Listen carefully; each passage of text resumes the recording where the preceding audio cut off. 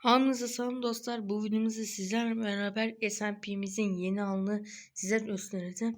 S&P'mize yenileyeceğiz dostlar. Yeni bir sunucuda S&P astım. Əvvəlki S&P ne bileyim mən çox da belə sarmadı. Ona görə təzə bir S&P açdım və çox yenilik elədi. Artıq əvvəlki S&P'nin əksinə burada dostlar hem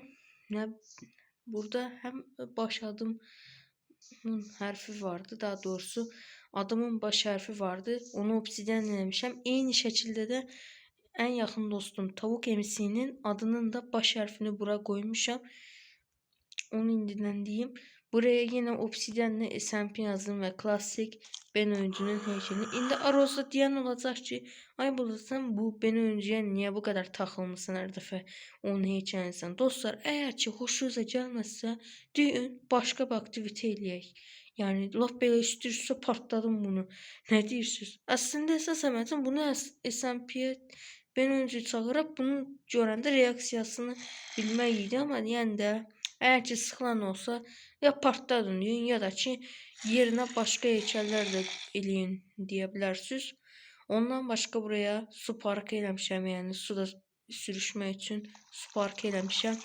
Yani çok da ama çok da yaxşıdır ama yenə heç olmasa hoşunuza gələcəyini deyirəm. Burada klasik PvP atma yeri var ve PvP atma yerine bir diğer fərq artık buradaki itemler demirdandır ve buradaki insan sarı takım olacak. Buradaki oyuncu ise kırmızı takım olacak. Yani sarı ve kırmızı takıma göre ayırdık bu defa PvP bölgesinde PvP atanları. O şekilde. Ondan başka belə gördüğünüz için burada kit satın alma diye bir yer vardı. Burada dostlar tabelada yazılan eşyaların qədəri ve miktarı qədər buradaki kitləri ala bilərsiniz. Burada özel kitler var. Buradaki özel kitləri almak için bunlar şart yani. En sonuncu için bunlar şartlı. Bakın burada Netrite setler var. Burada büyülü baltalar, mızraklar, üçlü mızrak var. Yani bunları buraya vermeniz şartlı. Vererken buradaki hunilere atmalısınız. Daha sonra altta sandıklar var. O sandıklarda da ki toplandır. Onu yeniden diyeyim. Burada Nether portalımız vardı. Onu da göstermiş oldum. Burada da Stronghold koordinatımız vardı. Çünkü ben oyunu bitirdim. Dedim buraya da koordinatını atın. Bir gün işim düşerse veya sizin işiniz düşse Stronghold'un koordinatını tapıp ende gedə bilərsiniz. Yəni dostlar, belə çox da yenə yenilik gətirmədim, amma çox yaxşı bir SMP qurmuş oldum məncə.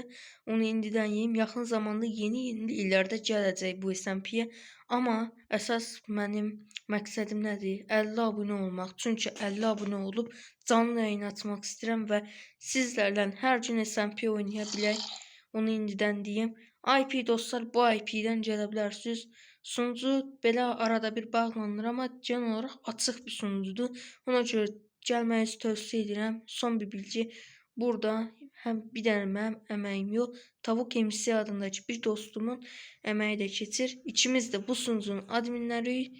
Nəysə, bu günlük videolardan bu qədər. Sağ olun, növbəti videolarda görüşənə dək. Hələlik.